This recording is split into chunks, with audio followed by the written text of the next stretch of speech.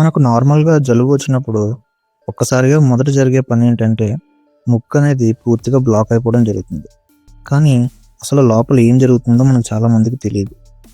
Firstly జలుబనేది చలి వల్ల రాదు. అది ఒక వైరస్.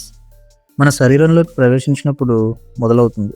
ఆ వైరస్ ముక్కులోకి వెళ్ళగానే మన శరీర రక్షణ వ్యవస్థ అలర్ట్ అవుతుంది. ముక్కులో ఉన్న లోపలి పొరలో చిన్న చిన్న రక్తనాళాలు ఉంటాయి. వైరస్ వచ్చిందని తెలుసుకున్న వెంటనే ఆ రక్తనాళాలు విస్తరిస్తాయి. ఎందుకంటే ఎక్కువ రక్షణ కణాలు అక్కడికి రావాలి కాబట్టి.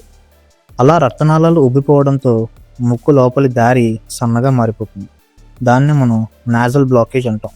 ఇంకా దీనికి తోడు శరీరం కావాలనే ఎక్కువ మ్యూకస్ను ఉత్పత్తి చేస్తుంది. ఈ మ్యూకస్ పని ఏంటంటే వైరస్ని, దుమ్మును, బ్యాక్టీరియాను పట్టుకొని బయటికి పూర్తిగా పంపడం. కానీ అదే మ్యూకస్ ఎక్కువైతే ముక్కు పూర్తిగా మూసుకుపోతుంది.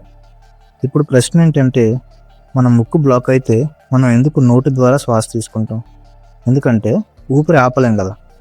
ముక్కు ద్వారా గాలి వెళ్ళలేకపోతే శరీరం ఆటోమేటిక్గా నోటిని ప్రత్యామ్నాయ మార్గంగా ఉపయోగిస్తుంది. ఇది కూడా మెదడు తీసుకునే ఒక స్మార్ట్ డెసిషన్.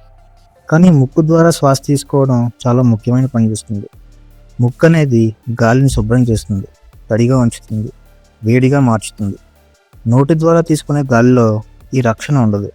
అందుకే జలుబు సమయంలో గొంతు ఎండిపోవడం, మంట రావడం జరుగుతుంది.